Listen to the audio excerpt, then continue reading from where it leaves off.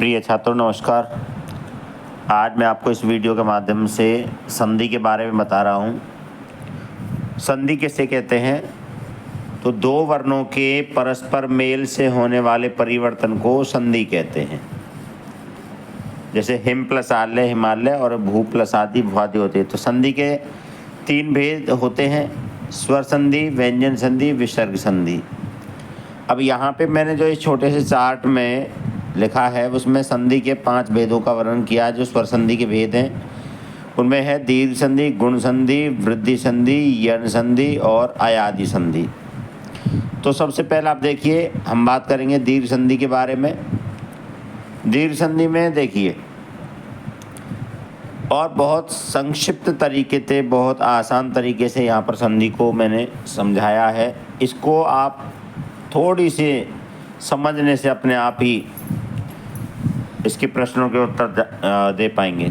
जैसे देखिए अ और आ, उसके बाद फिर से अ और आ लिखा है, यानी कि अगर हम ए के बाद ए आएगा या आ के बाद आ आएगा तो दोनों ही अवस्थाओं में आंसर हमारा आ बनेगा। जैसे हिम प्लस आल्य हिमालय हो गया। अब अगले में दिया है ई और ई, छोटी ई भी और बड़ी ई भी है।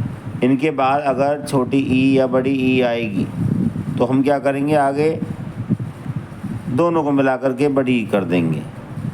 तो आप देख भी रहे हैं इसमें। उसके बाद देखिए ये लिखा है यहाँ पे, सारे एग्जाम्पल देखिए। ऊ और आगे भी ऊ है।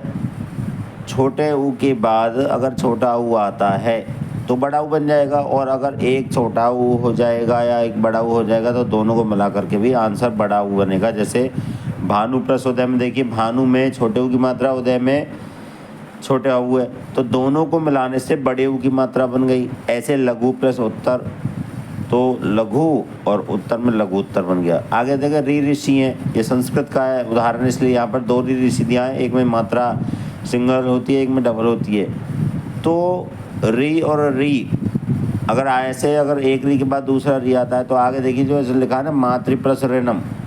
अब आप ध्यान से देखिए, मातृनम में जो मात्रा है वो डबल हो जाएगी, तो वो आपको इस तरह से करनी है। मातृनम में मात्रा वो री ऋषि की डबल हो जाएगी। इसके बाद देखिए एक एग्जाम्पल आगे आ रहा है, पितृ प्लस ऋणम। तो पितृ प्लस ऋणम में वो आपको खुद बताना है, कमेंट करके बताना है कि आंसर क्या बनेगा। मैंने इसीलिए इसको क्वेश्चन मार्क लगा के छोड़ दिया है। इसके बाद देखिए गुण संधि आती है। गुण संधि में अ आ प्लस ई, यानी कि अ के बाद ई आए या आ के बाद ई आए, दोनों अवस्थाओं में उत्तर में ए जोड़ना पड़ेगा, और ए की मात्रा एक लगती है, आपको पता ही है। तो एग्जाम्पल दिया जैसे महा प्लस ईश, महा में आगे ईश में ई आ गया, तो आ और ई को मिलाए तो क्या बना, ए। तो इसीलिए है के ऊपर एक मात्रा लग गई, महेश बन गया। उसके बाद देखो बेटा, अ और आ के बाद अगर ऊ आएगा, ऊ छोटा हो या बड़ा हो उससे कोई फर्क नहीं पड़ता, तो हमारा जो आंसर आएगा वो ओ बन जाएगा। ओ की मात्रा क्या होती है, एक मात्रा लगती है, यानी कि एक आगे जैसा डंडा उसके ऊपर एक मात्रा ए के जैसी, तो ओ की मात्रा हो जाएगी। जैसे देखिए सूर्य प्लस उदय, सूर्य प्लस उदय दिया है, तो आप यहाँ देखिए ध्यान से कि सूर्य प्लस उदय में, इसको देखिए सूर्य प्लस उदय, सूर्य में य में ए आया, उदय में ऊ आया, ए और ऊ को मिला तो क्या बन गया, ओ, इसीलिए आंसर में आया सूर्योदय। ठीक है, आगे देखिए आ प्लस री ऋषि, ए और री को मिलाने से बनता और, तो जैसे महा प्लस ऋषि है तो आ और री को मिलाने से क्या बन गया, अर। आर नहीं बनता है, आ और री होगा तब भी अर बनेगा, अ और री होगा तब भी अर बनेगा। तो महा प्लस ऋषि में से आ हट जाएगा, तो है में अ जुड़ने से ह पूरा हो गया, और री ऋषि की जगह आ गया र है हमारा आधा, इसलिए वो चला गया ऊपर। तो आंसर आया हमारा महा प्लस ऋषि, महर्षि। ठीक है। तो आप इस तरह से इनकी प्रैक्टिस कर सकते हैं, इसके बारे में मैंने कहा था। इसके बाद देखिए वृद्धि संधि। अब वृद्धि संधि में क्या होता है कि आ के बाद अगर ए आ जाए, अभी तक क्या हो रहा था कि आ के बाद अगर ई आएगा तो ए बनेगा, लेकिन अगर ए या आई आ जाए तो क्या हो जाएगा, अरे ए के बाद ए आ के बाद अगर ए आएगा तो आई बन जाएगा, और आई आएगा तब भी आई बनेगा। जैसे देखो उदाहरण देखिए आप, न प्लस एनम, न प्लस एनम देखिए ये रहा नीचे की तरफ है न प्लस एनम, और इसको अगर हम जोड़ते हैं ए ने में अ आ रहा है, आगे ए आ रहा है, ए और ए को मिलाया तो आई बना, तो इसीलिए ने के ऊपर मात्रा बन जाएगी हमारी आई की। ये देखो इधर। उसके बाद आप देख रहे हैं कि अगर च प्लस एनम है तो क्या बनेगा, मैंने क्वेश्चन मार्क लगा दिया यहाँ पर, आपको कमेंट करके जवाब देना है। च प्लस एनम है तो उसके बारे में आगे लिखा है फिर से अ और आ के बाद अगर ओ आ जाए तो क्या हो जाएगा, औ बन जाएगा, और अगर औ ही आएगा तब भी औ बनेगा, यानी कि मात्रा दो हो जाएंगी। तो जैसे गंगा प्लस ओग है तो गंगा में आ गया, आगे ओ है, आ और ओ को मिलाने से बन गया औ, तो आपका आंसर आया गंगऊ, औ की मात्रा हो गई। ऐसे ही आपको महा प्लस ओग हो, जो भी आंसर बनेगा वो आप मुझे कमेंट करके बताएंगे, और अगर आपको कोई डाउट होता है तो आप मुझे क्वेश्चन मार्क पूछ करके पूछ सकते हैं आप क्वेश्चन मुझसे। इसके बाद आप देखिए नेक्स्ट पे चलते हैं।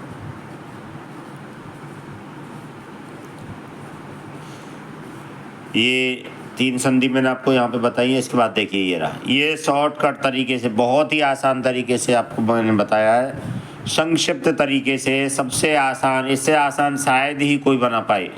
यन संधि है, देखो ई उ रील री इस तरह से बना हुआ है, और इसके नीचे देखो य व र ल लिखा है, यानी कि ई की जगह य, उ की जगह व, री की जगह र, और री की जगह ल आएंगे। लेकिन आएंगे कब, ये भी पता होना चाहिए, जब बाद में कोई असमान स्वर होगा, कोई डिफरेंट स्वर होगा। अब डिफरेंट स्वर क्या होता है कि जैसे ई लिखा है तो ई के बाद ई नहीं होना चाहिए, अगर ई हो जाएगा तो वो तो समान स्वर हो जाएगा, इसलिए कहा गया, क्या कहा गया है, असमान स्वर होना चाहिए, डिफरेंट सा होना चाहिए, जो बिल्कुल अलग दिखे।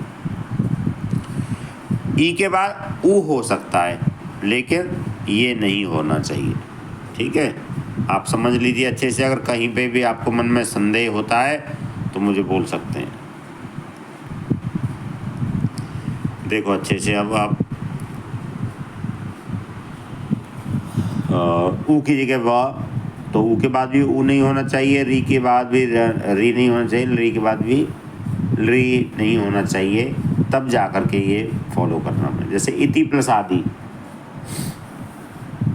इति प्लस आदि में आप देख रहे हैं, इति में ई आ गया, आदि में आ आया है, तो आ डिफरेंट स्वर हो गया, अलग स्वर है, और समान स्वर है। अगर इति के बाद ई आता तो ये दीर्घ संधि का उदाहरण बन जाता। अब क्या है ये, यन संधि, तो इति में ई हटेगा, हटने के बाद क्या हो जाएगा, मैं आपको बता देता हूँ। जब आप इति के ई को हटाएंगे तो आप देखिए इस तरह से बनेगा आपका एग्जाम्पल, एथ, तो हमारा आधा रह गया, ई की जगह आ गया य। अब क्या करना है, ये हलंत है हमारा, ये ऊपर देखिए टेबल में, और इसके बाद जब आप आदि को जोड़ेंगे तो जो आ है, आ की मात्रा इस य वाले में जुड़ेगी तो ये हलंत हट जाएगा। अब आ तो इधर आ गया, फिर बच गया क्या, दी बच गया उधर, तो दी आप इसमें जोड़ देंगे तो आपका आंसर आ जाएगा इत्यादि। ऐसे इति प्लस अपी है, वहाँ भी यही होगा, इत्यपि बन गया। दूसरा है मधु प्लस हरि। अब मधु में फिर से देखिए आप, यहाँ पे ऊ आया, ऊ के बाद अ है तो ऊ को हटाएंगे, ऊ हटते ही क्या होगा, ध हमारा आधा हो गया। अब जब ध हमारा आधा हो जाएगा बेटा, तो ऊ की जगह जो व आएगा वो हलंत आएगा और व में अरी का अ जुड़ जाएगा तो वह पूरा हो जाएगा हमारा, और इस तरह से मध्वरी हमारा बन जाता है। उसके बाद आप देखिए नेक्स्ट है मातृ प्लस आ गया, तो री ऋषि के बाद आया है, यानी कि री की जगह हो जाएगा र।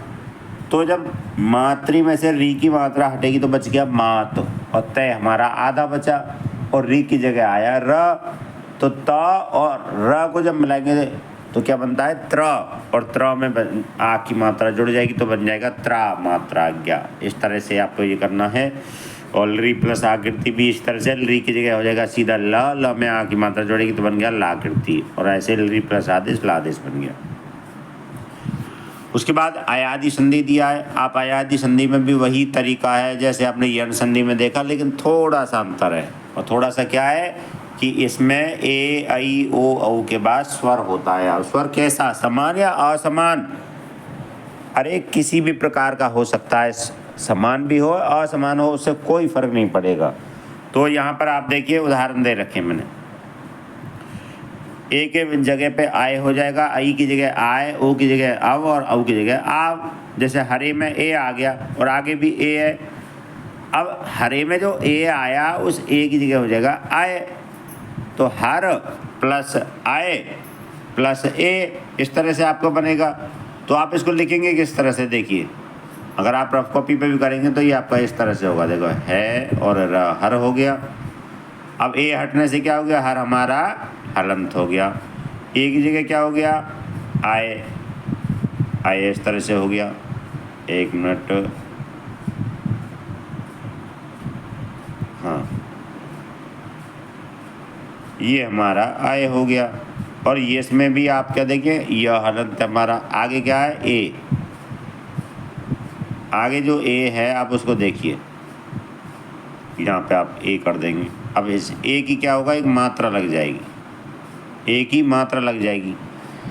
तो ए जब र में मिलेगा तो र पूरा, आगे जब ए की मात्रा य में मिलेगी तो ये हलंत हट गया और ये के ऊपर एक मात्रा चल जाएगी तो क्या बनेगा, हर ये, ऊपर लिखा हुआ है हर ये। इसी तरह से आपको अगले भी बताने हैं। ने प्लस अनम क्या बनेगा, चे प्लस अनम क्या बनेगा। और जहाँ जहाँ मैंने ये जो क्वेश्चन मार्क लगाए हुए हैं ये आपको इसलिए लगाए हैं कि एक उदाहरण को मैंने सॉल्व करके लिखा है और एक अनसॉल्व है। तो आपको जो सॉल्व नहीं है, जो आपके लिए लिखा है जिसमें क्वेश्चन मार्क लिखे हैं, उनका आंसर कमेंट करके मुझे बताना है। और अगर कोई भी संदेह होता है, कोई भी डाउट होता है तो आपके लिए एक लाइव क्लास चलाएंगे, आप उसमें अपने क्वेश्चंस पूछ सकते हैं। ठीक है, तो सभी छात्र जो भी जुड़े हुए हैं मुझसे संस्कृत पढ़ते हैं, अच्छी तरह से संधि को समझें, सीखें। और कोई भी मन में संदेह होता है तो कमेंट करके मुझे बता सकते हैं। और हाँ, सभी बच्चे मेरे इस चैनल को सब्सक्राइब ज़रूर करना, जिससे आपको सभी काम की वीडियो मिलती रहें और संक्षिप्त तरीके जो शॉर्टकट के हैं आपको इसी तरह से मिलते रहें। धन्यवाद।